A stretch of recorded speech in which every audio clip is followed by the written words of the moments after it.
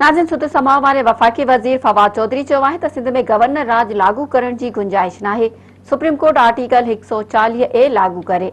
मुराद अली शाह रबड़ स्टैम्प तौर वॾो वज़ीर आहे। कराची में प्रेस कॉन्फ्रेंस कंदे वफ़ाक़ी वज़ीर फवाद चौधरी चयो त सिंध में गवर्नर राज लागू करण जी हिमायत नथो करियां।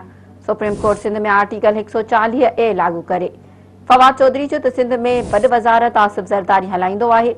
मुराद अली शाह रबड़ स्टैम्प तौर वॾो वज़ीर आहे। हुन जो त मुराद अली शाह जी सियासत बेनज़ीर खां अलॻि आहे। मुराद अली शाह क़ौम परस्तनि वारी सियासत करे रहियो आहे।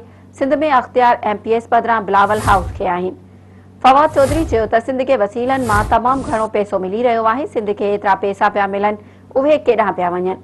हुन जो त 3 सालनि में सिंध खे 61 खां 1800 अरब मिलिया आहिनि। ॿुधायो वञे त एॾी रक़म किथे ख़र्च कई वई।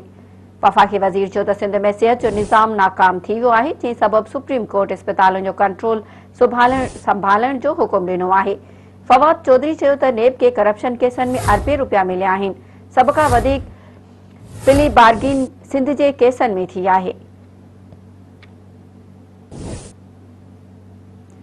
नाज़िन सूद समाअ वारे वफ़ाक़ी वज़ीर फवाद चौधरी चयो आहे त सिंध में गवर्नर राज लागू करण जी गुंजाइश नाहे। सुप्रीम कोर्ट आर्टिकल 140A लागू करे। मुराद अली शाह रबड़ स्टैम्प तौर वॾो वज़ीर आहे।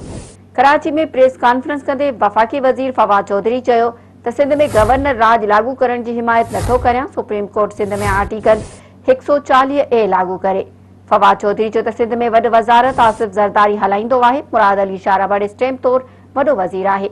हुन चयो त मुराद अली शाह जी सियासत बेनज़ीर खां अलॻि आहे। मुराद शाह क़ौम परस्तुनि वारी सियासत करे रहियो आहे।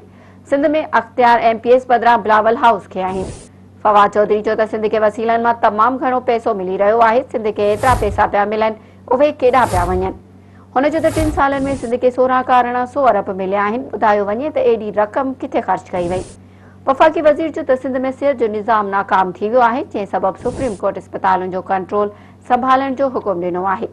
फवाद चौधरी चयो त नेब के करप्शन केसनि में अरबे रुपया मिलिया आहिनि। सभ खां वधीक प्ली बार्गिन सिंध जे केसनि में थी आहे।